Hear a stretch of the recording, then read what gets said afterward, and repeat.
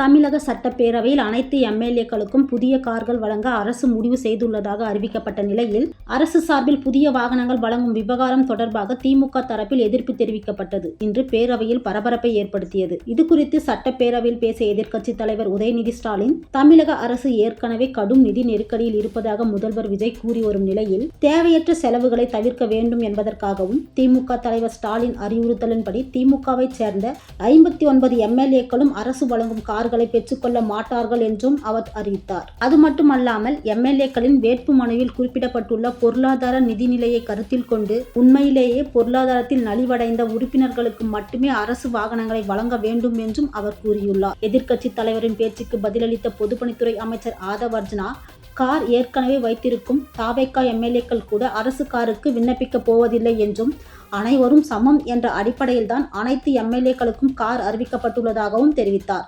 மேலும் கார் என்பது ஆடம்பரம் அல்ல, எம்எல்ஏக்கள் மக்களை நேரில் சந்திப்பதற்கான தேவை என்றும் விளக்கமளித்தார் அமைச்சர். தொடர்ந்து பேசிய பொதுப்பணித்துறை அமைச்சர், உதயநிதிக்கு 2-3 வீடுகள் இருக்கும் நிலையில் அரசு பங்களா மட்டும் ஏன் கேட்கிறார் என்றும் கேள்வி எழுப்பினார். இவ்வாறாக அரசு வாகனம் வழங்கும் விவகாரம் தொடர்பாக தமிழக சட்டப்பேரவையில் ஆளும் தரப்பு மற்றும் எதிர்க்கட்சியினருக்கு இடையே காரசாரமாக நடைபெற்ற விவாதம் தற்போது அரசியல் களத்திலும் பேச்சு பொருளாகியுள்ளது.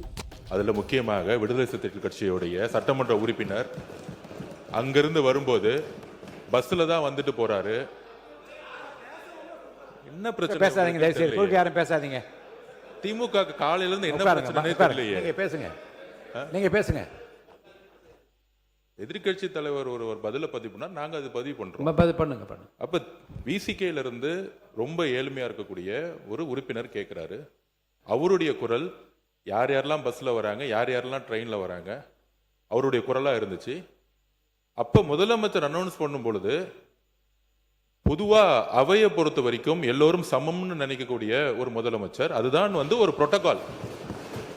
அப்ப எங்க பொதுச்செயலாளர்கிட்ட கார் இருக்கு, என்கிட்ட கார் இருக்கு, இங்க இருக்கக்கூடிய எல்லாருக்கும் கார் இருக்கு. நாங்க போய் சட்டமன்ற உறுப்பினர் கார் வேணும்னு கேட்க போறது இல்லை. இது ஒரு அடிப்படையா இருக்கவங்களுக்கு புரிதல் இருக்கும். அரசியலா நினைச்சாதான் இது அரசியல். எங்க ஏழ்மையா இருக்காங்களோ அவங்க விண்ணப்பத்தை கொடுப்பாங்க.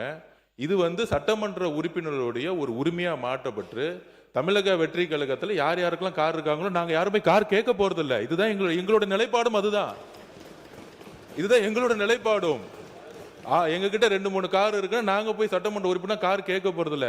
நம்ம மன்னார்குடி எம்எல்ஏ சொன்னாரு, என்கிட்ட 4 கார் இருக்கு, ஆனா என்னுடைய தனிப்பட்ட கார்ல போகும்போது அரசு அதிகாரிகள் முன்பு அரசு கார்ல போனா நான் ஒரு மரியாதை இருக்கு. இப்ப மாண்புமிகு எதிர்க்கட்சி தலைவர்கிட்ட 2-3 வீடு இருக்கு, ஆனா அரசு பங்களால இருக்கிறாருல்ல.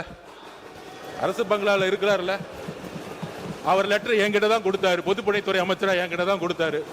எனக்கு அரசு துறையுடைய பங்களா வேணும்னு கொடுத்தாரு. உடனே நம்ம கேட்க முடியுமா?